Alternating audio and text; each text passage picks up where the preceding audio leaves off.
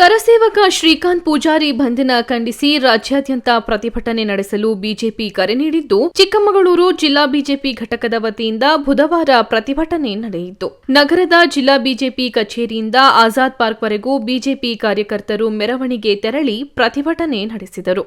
ಹುಬ್ಬಳ್ಳಿಯಲ್ಲಿ 1992ರಲ್ಲಿ ನಡೆದ ರಾಮಜನ್ಮಭೂಮಿ ಹೋರಾಟದ ವೇಳೆ ದಾಖಲಾಗಿದ್ದ ಹಳೆ ಪ್ರಕರಣದಲ್ಲಿ ಕಳೆದ ವಾರ ಬಂಧಿಸಲ್ಪಟ್ಟ ಶ್ರೀಕಾಂತ್ ಪೂಜಾರಿ ಅವರನ್ನು ಕೂಡಲೇ ಬಿಡುಗಡೆ ಮಾಡಬೇಕೆಂದು ಬಿಜೆಪಿ ಕಾರ್ಯಕರ್ತರು ಒತ್ತಾಯಿಸಿದರು. ಮೆರವಣಿಗೆ ತೆರಳಿ ರಾಜ್ಯ ಸರ್ಕಾರದ ವಿರುದ್ಧ ಘೋಷಣೆ ಕೂಗಿದರು. ಹಿಂದೂ ವಿರೋಧಿ ಸಿದ್ದರಾಮಯ್ಯ ಖಾನಿಗೆ, ಹಿಂದೂ ವಿರೋಧಿ ಕಾಂಗ್ರೆಸ್ ಸರ್ಕಾರಕ್ಕೆ ಬಿಡುಗಡೆ ಮಾಡಿ, ಬಿಡುಗಡೆ ಮಾಡಿ,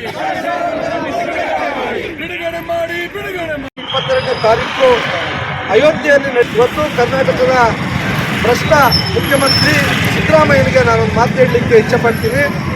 ನೂರಾರು ವರ್ಷಗಳ ಇತಿಹಾಸ ಇರ್ತಕ್ಕಂಥ ಕಾಂಗ್ರೆಸ್ ಇವತ್ತು ಶ್ರೀರಾಮನ ವಿರೋಧ ಮಾಡಿಕೊಂಡೆ ಇವತ್ತು ಬಂದಿದೆ.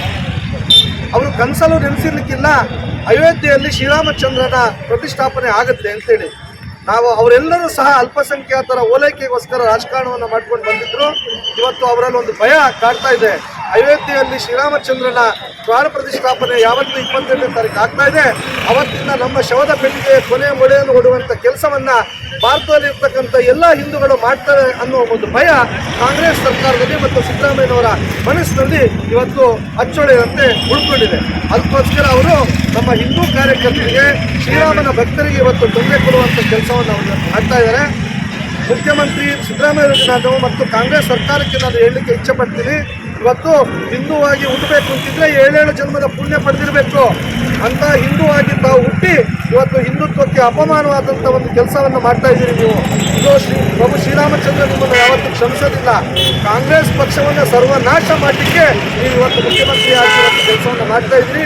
ನೀವು ಮತ್ತು ನಿಮ್ಮ ಉಪಮುಖ್ಯಮಂತ್ರಿಗಳು ಇಡೀ ನಿಮ್ಮ ಸಚಿವ ಸಂಪುಟದ ಈ ಕೊನೆಯ ಈ ಮುಖ್ಯಮಂತ್ರಿಯ ಅವಧಿಯಿಂದ ನೀವು ಪ್ರಭು ಶ್ರೀರಾಮಚಂದ್ರನ ಅವಕೃಪೆಗೆ ನೀವು ಒಳಗಾಗ್ತೀರಿ. ಇವತ್ತು ಆ ಮುಖಾಂತರ ಭಾರತದ ಇಡೀ ದೇಶದ ಎಲ್ಲೆಡೆ ಶ್ರೀರಾಮಚಂದ್ರನ ಏನು ಕಾರ್ಯಕರ್ತರು, ಏನು ಅವರ ಅನುಯಾಯಿಗಳಿದ್ದಾರೆ, ಅವರೆಲ್ಲರೂ ಸಹ ಮುಂದಿನ ದಿವಸಗಳಲ್ಲಿ ಭಾರತೀಯ ಜನತಾ ಪಾರ್ಟಿಯ ಕಿರೀಟವನ್ನು ಆರಿಸೋದ್ರಲ್ಲಿ ಬರುವಂಥ ಮೇನಲ್ಲಿ ಏನು ಲೋಕಸಭಾ ಚುನಾವಣೆ ಇದೆ ಅದರಲ್ಲಿ ತಮ್ಮೆಲ್ಲರಿಗೂ ಸಹ ತಕ್ಕ ಪಾಠವನ್ನು ಕಲಿಸಲಿದ್ದಾರೆ. ಇವತ್ತು ನಾವು 25 MP ಸೀಟ್ಗಳನ್ನು ಮತ್ತು ಇಂಡಿಪೆಂಡೆಂಟು ಬಿಜೆಪಿಯ ಸಪೋರ್ಟಿಂದ ಗೆದ್ದಿರ್ತಕ್ಕಂಥ ಒಂದು ಸೀಟು ಸೇರಿ ನಾವು 26 ಸೀಟನ್ನು ಕಳೆದ ಬಾರಿ ನಾವು ಗೆದ್ದಿದ್ದೀವಿ. ಈ ಸಲವೂ ಸಹ ನಾವು 28 ಕ್ಷೇತ್ರವನ್ನು ಗೆಲ್ಲಲಿಕ್ಕೆ ನೀವು ನಮಗೆ ದಾರಿ ಮಾಡಿಕೊಡ್ತಾ ಇದ್ದೀರಿ. ಆ ಮುಖಾಂತರ ನಿಮ್ಮ ರಾಜ್ಯದ ಭ್ರಷ್ಟ ಸರ್ಕಾರಕ್ಕೆ ನಾವೊಂದು ಎಚ್ಚರಿಕೆಯನ್ನು ಕೊಡ್ತಾ ಇದ್ದೀವಿ. ಇನ್ನು ಮುಂದೆ ಹಿಂದೂ ಕಾರ್ಯಕರ್ತರ ಬಗ್ಗೆ, ಹಿಂದೂ ಮುಖಂಡರ ಬಗ್ಗೆ ತಾವು ಈ ರೀತಿಯಾದಂಥ ಕ್ರಮವನ್ನು ಕೈಗೊಂಡ್ರೆ ರಾಜ್ಯದ ಎಲ್ಲೆಡೆ ಉಗ್ರವಾದ ಪ್ರತಿಭಟನೆಯನ್ನು ಮಾಡಿ ಅದನ್ನು ನಾವು ನೇರವಾದ ಹೊಣೆಯನ್ನು ತಾವು ಅನುಭವಿಸಬೇಕಾಗುತ್ತೆ ಅಂತ ಈ ಸಂದರ್ಭದಲ್ಲಿ ಹೇಳ್ತಾ ಈ ಒಂದು